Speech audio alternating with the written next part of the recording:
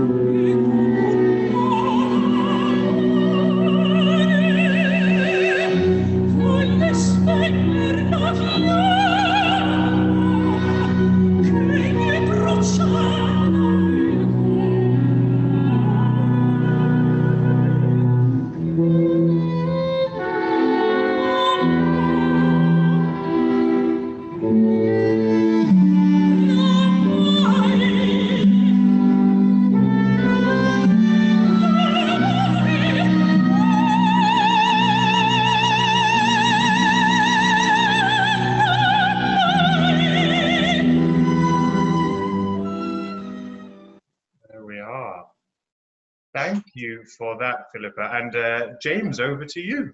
Yeah, brava, proper singing. Thank Philippa, you. say that you're a proper singer. I thought that since the first time I heard you. It's, you know, technically assured and beauty, control. So I'm going to go back to, well, when I think Philippa, I should introduce everyone. Philippa was going to be doing Mum in our production of Greek in the autumn, which unfortunately we've had to cancel. Postpone, I hope. And I saw Philippa in the role, outrageously young for the role, but in every other way, perfect. So Philippa, speaking of youth, when did you start singing? I started singing at school. I had a music scholarship at school. Initially, I was a pianist and then an oboist. And I joined the National Youth Choir when I was 16, and I started having proper singing lessons when I was 17 in sixth form, as the teacher I wanted to study with wouldn't take me until I joined the sixth form. Very sensible. Now let's go back to that early part. Okay. What pushed you to music, or let us say, who pushed you? Was it someone who encouraged you in a special way that made you think that you had a gift? I come from an immensely supportive family. I grew up in Ealing in West London, and I actually used to go to English touring operas with my mum when you were in Richmond Theatre, and my mum was a big fan and would take me along. And in terms of encouragement, I apparently bouldered home one Friday and announced that I was applying for a music scholarship at the school. And my parents said, oh, okay. And I was very lucky and I got it. And so it just sort of took off from there, really. I sang in local youth choirs, I sang at school, and I think really from watching my first opera, really, I think probably cliche, watching the first time I saw with Di Valcura and saw these amazing strong women with swords and shields, I thought that's what I want to do. You know, there's something exciting about it and monumental, and being part of a collective and expressing yourself in that fantastic, powerful way. I think that's what drew me to it. I want to go back to that. Okay. And I want to see if you can remember what it felt like to sing. You know, when you were a kid, yeah, you sang. I assume it felt good, or you wouldn't have done it anymore. So how was that good feeling? Can you describe it in words?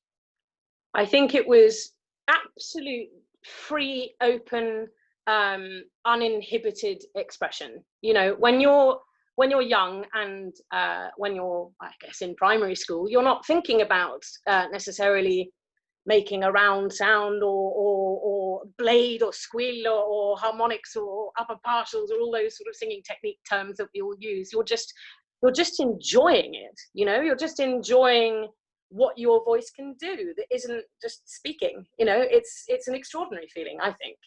And even more so when I was young, singing in a choir. And I remember joining the National Youth Choir, and we sang Talis Speminalium, which is a piece for 40 parts. And often nowadays it gets done with one per part, but on NYC there were hundreds of us. So there were 3 or 4 people singing each part.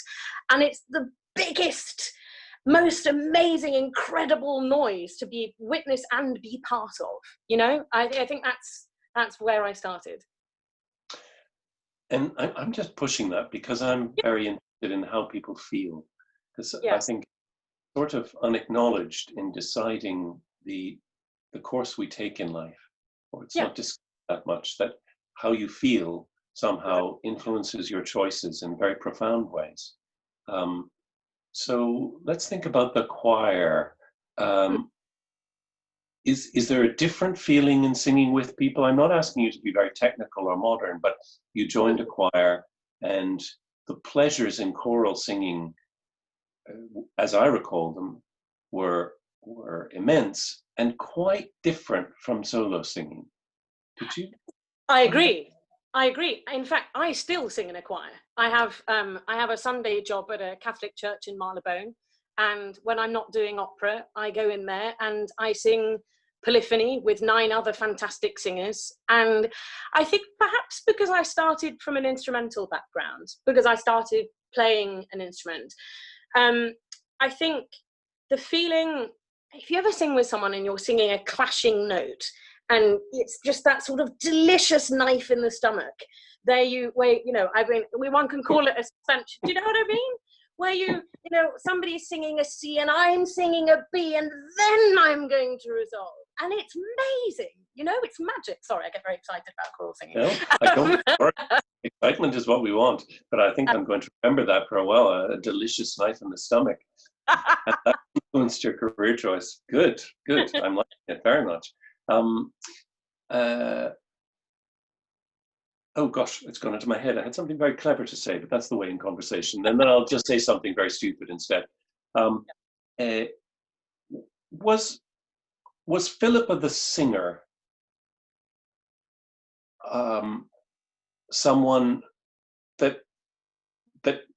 someone aspirational, someone you wanted to be, or was Philippa the singer special to you in school because it made you more who you felt you were? Do you know what I mean? Because there's singers, it's so personal, isn't it? As opposed to, I know you're an instrumentalist, and people are of course very close to their instruments and express themselves through them. But I always think with singers that it's right in and on the body. It's so personal. and it's so much who you are. And inevitably, people sound like who they are. I agree. You know, I think when I was very lucky when I was at school, I had a wonderful supportive music department. I was the only singer, really. I was the only person who aspired to be an opera singer, which I decided, I think, by the time I was 16, that was something I was interested in pursuing.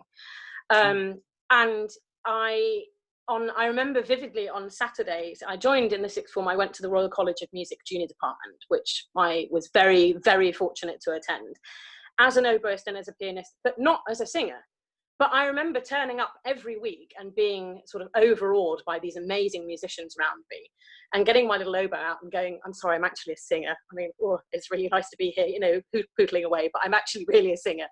And I think, I do think that in terms of musicians, when someone finds the instrument that they're meant to play, you can see it, you know, and I think it becomes a natural extension of them. And I felt that singing was a natural extension of me. And I mean, in sixth form, I went to my head of music and said, I'd like to sing Dido, please. I'd like us to do Dido and Ines. And I'd like you to go and find an Ines, and I'd like that to happen, please. And he did, you know, it was great. And I think I knew my own path from quite early on. And I went off to Cambridge and I had a choral scholarship there, and I read classics. I didn't read music, I read classics. And I sang in Clare Choir. And I mean, I knew that I wanted to do that from 14. I think the first time I went to Cambridge, I said, right, this is it. This is what I'm going to work really hard to do. Well, I'm going to jump in there because and zoom right ahead to now and to the future. Yeah. I always wonder how singers are as robust as they are. How they, I don't idolize singers. Hell, no. I live with one. So, I think you train hard. I'm very impressed by your assurance that you knew what you wanted to do. I never knew what I wanted to do in life. Something made clear to you what you needed to do. And you chose a profession in which you have to be chosen, in which you can only very rarely choose. A handful of people at the top of the profession get to choose what they do. And most people have to be chosen. And as a long-term career, I think that's very challenging. And through the handful of years in which I've been working in this business, I've met a lot of people who found it psychologically very difficult to have to be chosen. So and it's exactly the opposite of being able to go to your teacher and saying, I want to sing Dido. And God, more power to your elbow, girl. But how have you found the adjustment to excuse me, the profession? You didn't go to music college, you went straight from Cambridge into work, didn't you? No, I did go to music college, but not in the UK. Okay, where'd you go? So in my third year at university, I had, God, that makes me sound awful. In my third year at university, I was having the inevitable, what are you going to do when you graduate conversation, as you know, everybody does in their final year of undergraduate education. And I was on a choir tour and we were going all around Europe. I was very lucky. And we stopped off in Rome. And I said, hang on a minute. What's this? And somebody said, oh, have you thought about applying to music college yet? And I said, I'm going to move to Italy. And I did. I remember this from your CV now. Yeah. I, you know, again, my family went, gosh, well, okay. And I had a plan, you know, I said, I will qualify as an English teacher. I will have a job. I will pay for my own studies. I'm not going to be dependent on my family if I'm going to do this. And I moved to Rome initially for 6 months. And I loved it so much that I had a great singing teacher who said, well, we have a music college here too. And instead of, my initial plan had been to go to Rome, Paris and Berlin and sort of pick up French, German and Italian and then come back have some time away from being a student and or away from the sort of funnel of the UK education system that I'd been in since I was 5. And I decided to, after my 6 months, I loved it there, and I stayed, and I did a master's. And in the words of my singing teacher, he said, learn Italian properly, and do all the cliches, fall in love, break your heart, and then, which I did, and then leave, and which I did, and everything was in Italian. So I didn't speak it before I went, but I moved in with Italians. I taught business English to lawyers and tax consultants and insurance salesmen and engineers and who knows what. But I think part of the doggedness of continuing in the profession is having not done it for a bit full time and missing it so much. That's the reason I came back to the UK at all, is that I missed the portfolio and the variety of musical experiences that I had here. And I always said to my family, I will keep going with this until it's obvious that I should stop. And I'm very fortunate, and I haven't had to stop yet, and I think that's why I'm still doing it. Estimable, I have to say. A person with a plan who then makes the plan into something that can actually happen, rather than being disappointed because you can't have the plan. Good for you. You deserve success. And does it still feel good to sing? Oh, yes. Oh, I'm sorry. Yes, it does. It still feels amazing to sing. I partly because, my voice is always changing. I find every year my voice does something, it grows a little bit. Most opera singers will tell you this, that their voices grow as you get bigger. That's something of a truism, or older, that's something of a truism. But when I was at music college, bear in mind, I was a bolshy, arrogant Cambridge graduate who thought she knew everything about the world and didn't speak a word of Italian.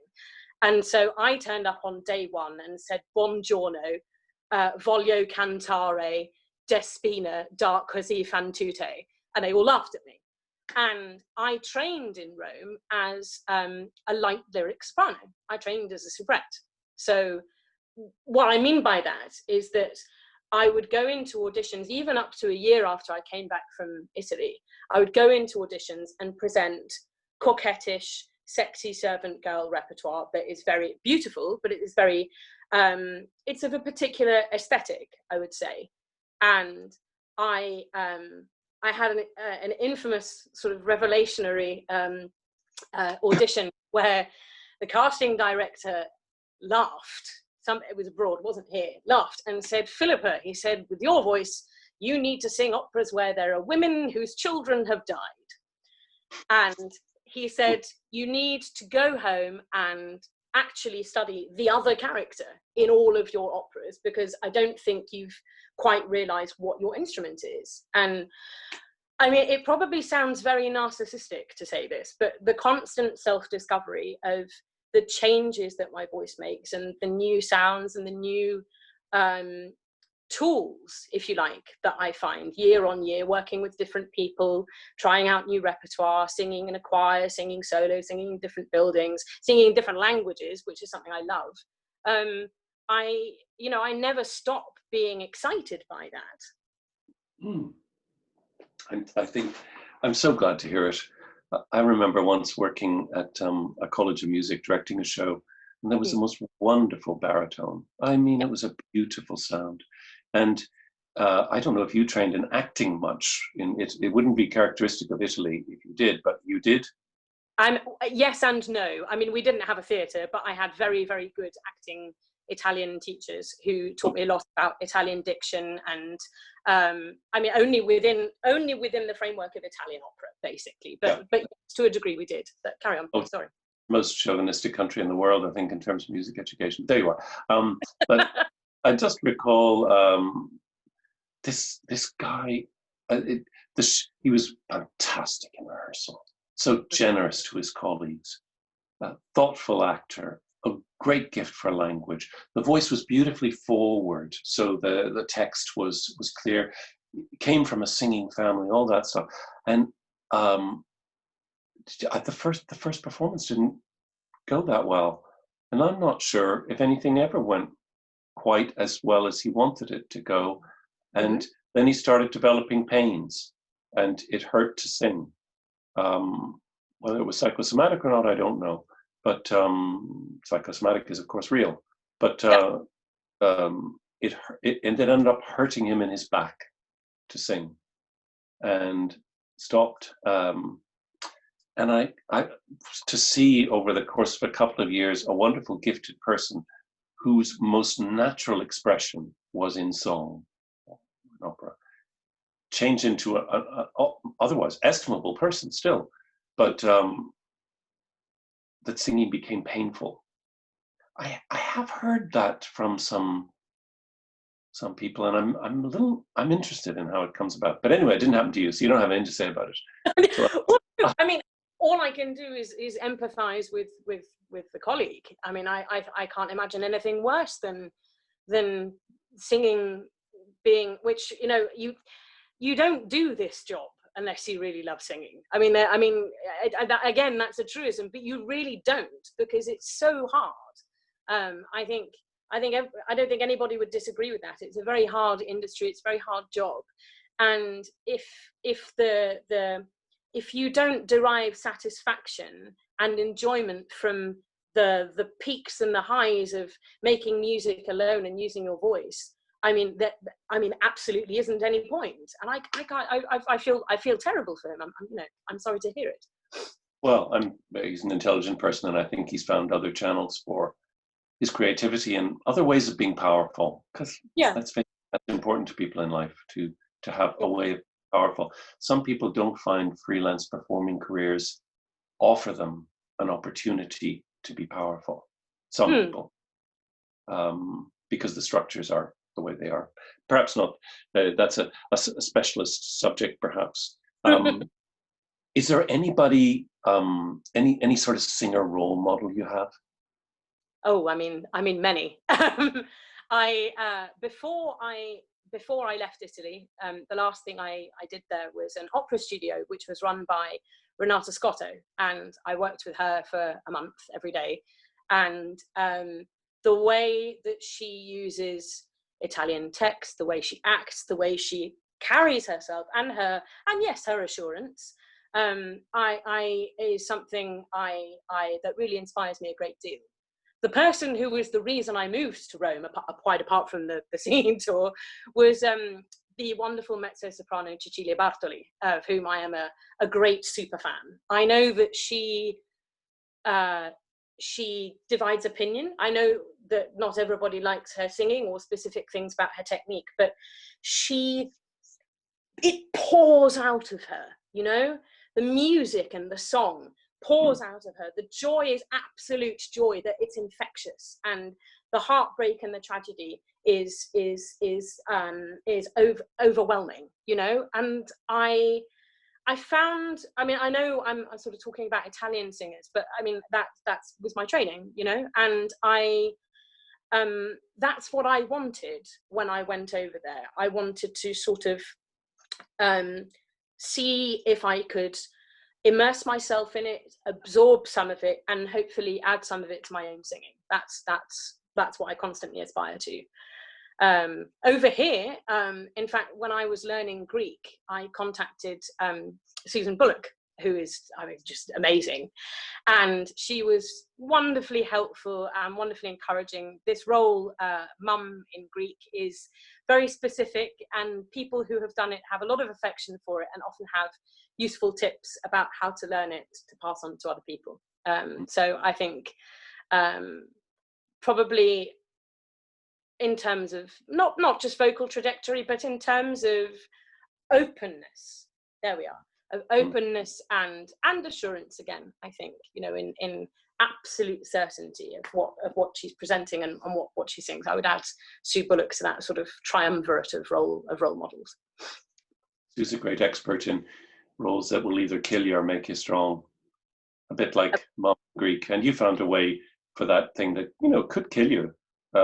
You found a way of be looking for the beauty in the part, and which, you know, one should do all the time. But I was really impressed with it, I have to say. I came away a real fan. Sue has she's done a great favor to me a few times by sitting on audition panels for English touring opera. So sitting on that side of the desk and giving me expert advice, and really generous of her, valuable. And my goodness, she takes no prisoners. And I have a feeling that also in the room with us, we have Angela Hickey. If that's the Angela Hickey I know, who I can't quite see at the moment, Angela has also sat on audition panels with me and been a font of excellent advice and good counsel. And of course, a wonderful singer. So hello. I'm so pleased to see you here, Angela. And you'll probably have much better questions than I have. I'll pass on to you in short, but I'm still a bit curious about things like your roles. Now, you've taken up an interest in bel canto. I don't know if that's new or if that's something that you were moving towards for a while. I'm impressed by that because there aren't so many English trained singers who regard that as a rewarding field. I mean, again, I think it's a natural consequence of where I trained and what I trained in. You know, it perhaps may come as no surprise that I'm a little bit of a geek. And when I was at music college at Santa Cecilia, I really took the opportunity to go through loads of scores, you know, because they were there. And I think there can be, without wanting to generalize, I think there exists a view that bel canto somehow isn't very intellectual, or it isn't very academic, because it's not Wagner. And you know, my pianist colleagues used to say, oh, another cha cha cha aria, great, you know. But for the purposes of singing, I think the color palette that you have to use, it does demand a knowledge of the style, of the craft, the craftsmanship and the artistry. And so I think that's part of it. In addition, when I came back, and I had a sort of, as I say, I had a year where I completely changed all of my repertoire and started approaching, I dislike the stigma of the words bigger repertoire. So I'm going to use the word fuller, if I can say that. And I mean, I've had a database of all the Verdi arias for all the Verdi roles that there are since my first year at Santa Cecilia. And I'm that person that when Opera Holland Park says, oh, we're doing Zaza, I go, oh yeah, I've got a score of that. I know, you know, we did it at Santa Cecilia. So I do have a deep love for this music in any case. In terms of my roles, I sang for Glyndebourne Chorus for 3 seasons, from 2015 to 2017. And after that, I decided to try and pursue a solo career that would involve trying out this fuller repertoire if the opportunities arose, which I was fortunate that sometimes they did, and gradually introducing myself to the major companies. And I started with Tosca at the King's Head, and then I had a lovely relationship with Fulham Opera, who gave me Don Carlo, they gave me Die Meistersinger von Nürnberg, they gave me Kachigabavana and Yennefer, excuse me, which was in a concert performance, which we'll do in 2021. Now, obviously, singing these roles in that context is not the same as singing at the Met. We had a much smaller orchestra. But what it does do is give me the opportunity to experience singing these roles with my voice from start to finish.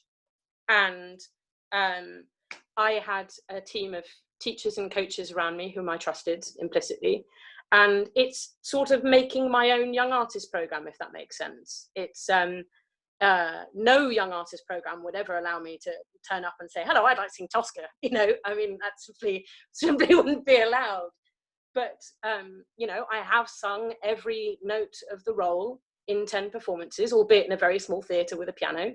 And I know the role, you know, and I think that's sort of the way I've done it. I've tried to, I have a friend, a very wise friend, who uses the expression, getting ready to be ready, which I like very much indeed. And I think that's the sort of maxim that I try and live by. I'm aspiring to get ready to be ready. Any day now. Any day now, I'll start that program. And Maria Stuardo was a recent role for Opera Up Close, and Brad heard you sing that, and you did so with great distinction. So I'm just going to get geek myself here. Yes. Maria or Elisabetta? Mary Stuart or Elizabeth Tudor as a role to sing? You don't have to choose and sing both, but... Honestly, Elizabeth first. I mean, perhaps it's inevitable that I would say that because I've sung it. But I think Mary has beautiful music. You know, the arias are exquisite, and she is the character that the audience sympathizes with, you know, through the opera. And, you know, at the end, she's this heroine. And Elizabeth, you have to work hard to get people to like her, because at the end of the day, she comes along, she's this bossy woman who doesn't want to get married, except that she sort of does, and she falls in love with someone. And then if she doesn't get her own way, she chops people's heads off, you know, and finding enough vulnerability so that the audience, for a split second, because the music absolutely does this, the music goes, oh, hang on, God, you're in love, aren't you? And you can't have him because you have to be the queen, and that's really sad. If you can find that I think is a greater dramatic challenge, and I think for me it's more interesting. She keeps her heart on in her chest, doesn't she? It's exactly. Never on her. Yeah, it's interesting that way. I think Donizetti, it's not regarded as history, but there is history in his operas, and sometimes more history than there is in the received version. Oh, did we lose? Oh, he's back. Disappeared. Somebody tried to call me. I'm sorry about that. And another role that you're just busting to do? That's a good question. Well, I've been working on lots of them with my teacher. I was very lucky that at the beginning of lockdown, my teacher said, we have to have a singing lesson every single week, just to make sure that you're vocally limber. And we tried all sorts. We tried all sorts of Verdi that might be now, next year, 5 years. We've done some Strauss, which I love. I've been playing with Chrysotemis' aria from Electra, which is wonderful. I love Janacek, and Yennefer was the first, what I call, at the time I called a grown-up role. And I would love to do Yennefer, because I think one of the things that links these women together that I am drawn to is the fact that they're not just, how do I put this? They're multidimensional, and they often have an inner strength to them, despite the adversity in which they find themselves. And I think, you know, Yennefer is calling my gut. You know, I love singing in Czech. It's the first competition I ever won was a Czech opera competition. I won it with Yennefer, and I've had her in my back pocket for 5 years, 6 years. I'm desperate to sing her. So I think probably a bit of Janacek. I'm desperate to do it again. Such a wonderful opera to direct. Oh, it's particularly too. Yes, I mean, it's absolutely incredible. It's just incredible. And I think, yeah, I think she's definitely up there. I mean, of course, I love Verdi. You know, I absolutely adore Verdi, and I love Trovatore. I love Forza del Destino, and I love the music that doesn't get done very often, or the music that not necessarily every singer wants to sing. You know, I think, yeah, I think that's what I find myself. What a dog on stage, Forza. One of the very few things, we'll talk about lockdown just for a minute, if I have a minute. I haven't been watching much opera. Well, I don't watch opera on my computer. I just don't have that much appetite for it. But I've watched a couple of things, 3 things, I think.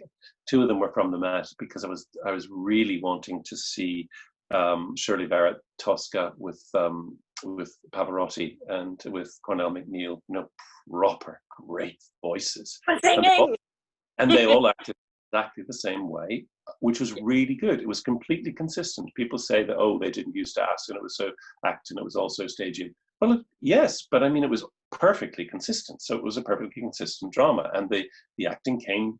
It was a style that came straight from the singing. Very beautiful, great artist. And then quite a late Leontine Price Forza with beautiful Giacomini. Oh my goodness, just so wonderful. But not in the same fresh voice as one she had been, but still a remarkable technician. But I was struck by really how hard Forza is, and how verismo is just such a silly word, because it's all stylized. There is nothing realistic about it in pacing, and realism is not a value in lyric theatre. It's a false value. It is, and it's because it's. I think the verismo aspect of it is only in that it takes the fundamentally quotidian. It takes these stories that are everyday of ordinary people, and but not quite. but I mean, if we look at Mascagni, if you look at some of the other Chilea, the other sort of verismo composers, that what they do is that the music that's, as you say, that the expansive lines, the dense, sometimes almost impressionistic harmonic textures, if you like, it makes it so heightened, you know, that in a way, although it can be a devastating emotional experience, I agree that it can feel paradoxically unreal as a consequence. Unreal. And really, issues of duration that are tough. I mean, they're masterpieces. I think I understand Boccanegra and Don Carlos, and I think they're brilliant, but I kind of draw the line. I don't draw the line in terms of appreciating. I like those, but I just don't know how you do them. Anyway, I've hogged this, and I want to spread it out because other people will have things that they'd like to ask you, Philippa. How have you spent lockdown? I at the very beginning, I'm very fortunate that I live right next door to a concert pianist, and on the first day of the NHS clap, she went round everybody in our road and she put the words to "I Can Sing a Rainbow," which is if you don't know it, it's a song that children used to learn the colours of the rainbow. And she said, "Why don't we all come out into the street and sing it together?" And she would play the piano with her window open. And I started singing, and my neighbours went, "Good Lord, what's that? Who's that? That's quite loud." And it evolved into every Thursday, she and I would choose 2 or 3 pieces. Some she composed, and some I sang a little bit of Italian, a little bit of English, but generally sort of hopeful. And we got everybody in the street, which, I mean, I live in a long residential road in Hanwell in West London, and people would come out. And so by the end of the NHS clap, people were singing along with "I Can Sing a Rainbow," which we would do every week. And it was an outlet for me to sing in public, in front of people live, and not just into a screen. I have a singing lesson every week. I've been doing quite a bit of writing, quite a bit of translation into and out of Italian. That's a sort of side thing that I have. And there's a group of opera singers doing yoga every day, which I joined in with, and a lot of Colombian salsa, because that's a pastime that I have. And so I'll dance a bit of salsa in front of my iPad screen. But I think just occupying oneself and creating a structure and routine, I think that's fundamental to lockdown, is just making sure that you have little goals and little objectives to not necessarily to complete and realize all the time, but just something to work towards. Golly, I admire you more than ever, I have to say.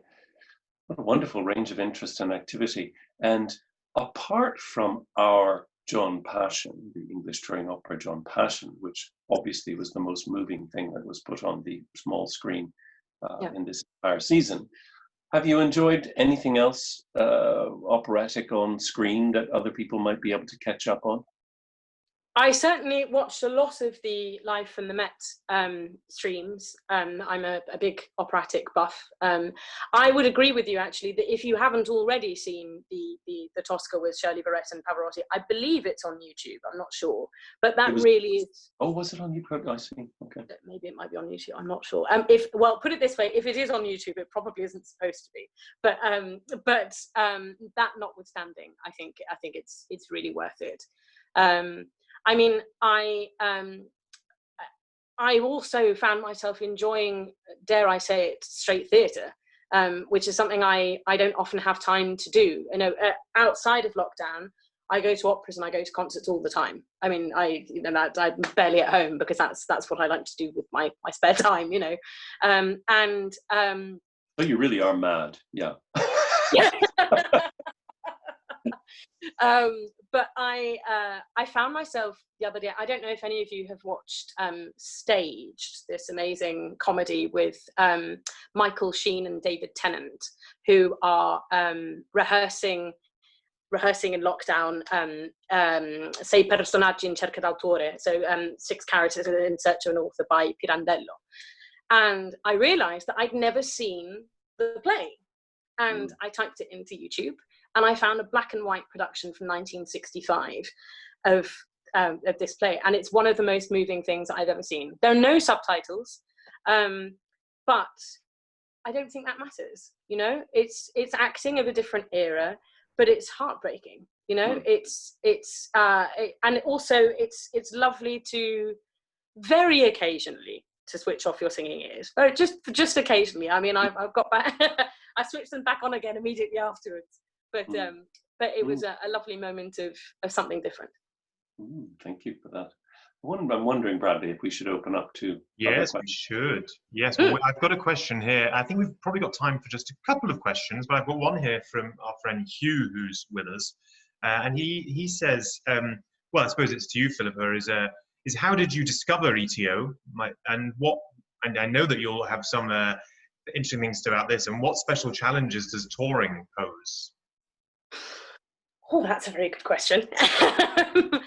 I always knew about ETO. When I came back from Rome in 2011, and I immediately informed myself of which companies there were, and ETO were again in my horizon. Although, as I say, as a child, my mum had taken me to see ETO shows. I remember enjoying them as a little one, so they've always been on my radar. In terms of touring, I haven't toured with ETO yet, but I've toured with other companies, and with Maria Stuarda, with Opera Close, which is the company I've previously been working for. We toured to all sorts of different venues. So we did 10 concert performances in Tudor-related venues. So we were in Sutton House in Hackney, which is a beautiful place, Osterley House, which is very near me, which is a National Trust property, performing outdoors, performing in big spaces, performing in really, really tiny spaces where they were desperately asking me to sing quieter because I didn't want to blow up everybody's ears. And I think that's one of the major challenges of touring, is adapting or having to have absolute security and certainty, and technical certainty, musical, dramatic, that you can be flexible enough to adapt your product, if I can use that word, to constantly to different spaces and different venues and different audiences as well, I think. Yeah, that's absolutely true. I think we touched on it last week with Temba, actually, about the difference of theatres and what you sort of, by different spaces and different audiences, and how you can sort of respond to that. And well, there's no more questions. I will just do a little bit of my sales pitch, and people can put a question if they want to while I do it.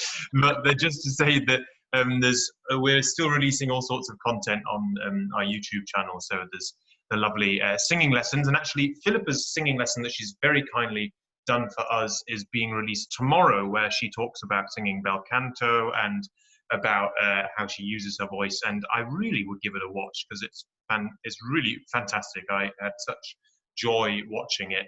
And we're still releasing our warm technicals. We've got some lovely talks which are on YouTube, including a talk with James, myself, and Jonathan Peter Kenny about the St. John Passion. And then we're also having another of these in conversation with next week is going to be with Peter Brathwaite, the lovely baritone. So we hope to see all of you there. So no more questions, I don't think, but I just want to say thank you to you, James, and thank you to you, Philippa, for giving your time, and thanks everyone for joining. And then Bradley, I'm going to interrupt, even though I know you've made an elegant conclusion and I'm going to spoil it now. But it occurred to me, we should try to talk to Amanda Echelaz, because I was having such a fond memory of Amanda Echelaz and Anne Mason doing our first Yennefer with the wonderful Dwayne Jones and Richard Roberts and so many other artists. It's just such a fabulous piece, and it makes a mark on your life, a wonderful mark on your life. Yeah. It's a kind of beautiful relief that is on your skin forever. And it was such a particular experience with those wonderful women that we must try and talk to Amanda and Anne, if we can possibly manage it. I'm sure some of you know Anne Mason and Amanda Echelaz. Amanda's, of course, living in Santa Fe now, so we'll have to adjust to the time difference. Well, thank you, everyone. I will see you all soon. Bye. Thank you very much indeed. Bye, Angela. Angela, be in touch. Bye, everyone. Bye. Bye. Thanks, Philippa.